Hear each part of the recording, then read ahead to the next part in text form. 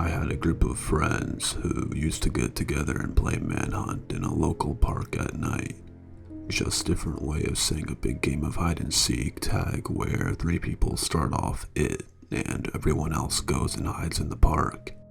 As they find and tag people, they become it as well until eventually there is only 1 to 3 people left. Then we start again and play into early morning. Well, one night it was with my friend and his younger brother. We were heading to the middle of the park to a hot spot for hiding places. There's a long stairwell that leads up a huge hill to a pavilion and field. We were slowly walking down those stairs, maybe halfway down, when we noticed 2 folks way below us. Thinking it was one of our friends, we yell out, "Hey, who's that?"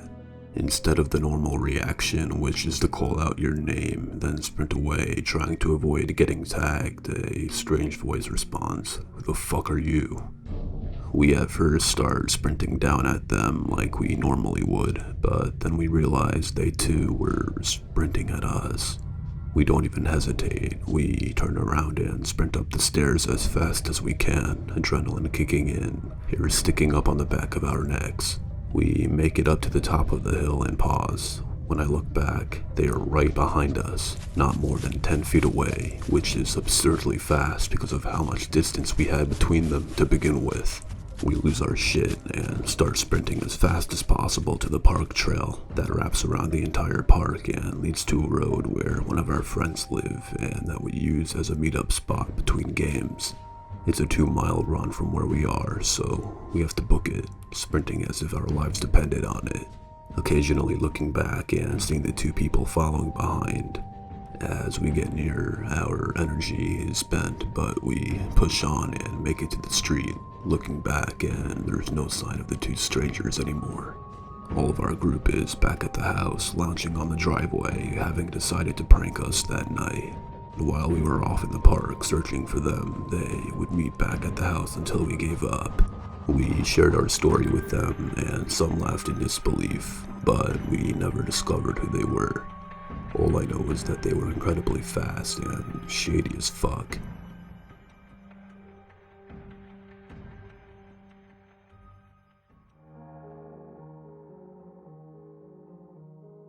When I was around 8 or 9, my family and my parents' friends, along with their kids, had a picnic at a park.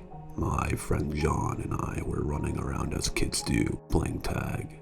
He was older, around 11 at the time. At one point, we got separated. I was clearly lost in the park and couldn't find my friend, much less my parents. That's when a woman approached me. She was rather tall, had curly black hair, and was fair-skinned, and wore thick-rimmed glasses. She must have been in her mid-30s. She looked very much like any number of my parents' friends. Initially, this woman simply asked me if I was lost. I nodded sheepishly. She then held out her hand and said she could take me back to my mom. I told her, "It's okay, my friend John will find me." She then asked, "Don't you remember me? I'm a friend of your mother's." Again, I repeated that, "It's okay, I know my friend John will come find me." That's when she said the creepiest words a stranger have ever told me. "Did you know that you have the most beautiful eyes?" Even to an 8 or 9-year-old, I knew this wasn't normal behavior. Sure, I was a really cute kid with big brown eyes and jet black hair, but I knew that's simply not something a stranger who literally approached me a few minutes prior should be saying. Just as she reached out her hand and told me that we would go find my mom together, my friend John suddenly appeared out of nowhere. He looks winded. "Where did you go?" he asked. She looked a little flustered. "Who's this?" he asked. Kids that age are pretty straight to the point. "I'm a friend of his mother's," she replied, smiling. "Come, let's go find her," she repeated. "Sorry, we're playing tag, gotta go," said John. He yanked me by the wrist and we ran off together. Flash forward to a month or so later, I'm going to the mall with my mom one afternoon. As we're walking, I suddenly noticed the same woman from the park walking towards us. The same long, curly black hair, fair skin, and thick-rimmed glasses. My mother, who would only stop and talk to friends if she noticed a friend passing by, and yet the same woman who's clearly walking towards us, who's obviously within my mom's eyesight. This woman who kept insisting that she was a friend of my mother's and that we should go find her. Why, it seems like she's a complete stranger to my mother. And as this woman kept approaching and walking towards us, I remember everything in slow motion. She noticed me noticing her. She recognized the fact that I instantly recognized her, and at that very precise moment, when we walked right past each other, she looked down at me with the most devilish smile on her face as we passed.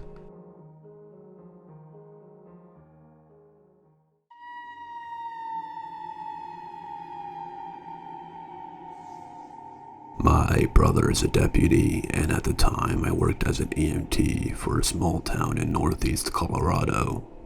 I frequently went on rides along with him while waiting for 911 calls to come in.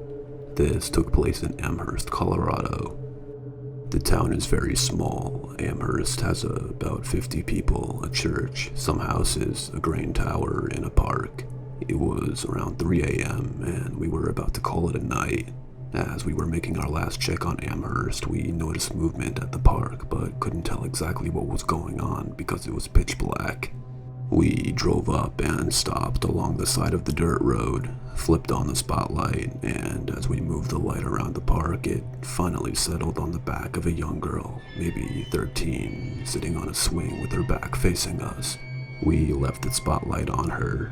She wasn't moving. She just sat there facing away from us, looking down at the ground. Needless to say, it was a very creepy situation.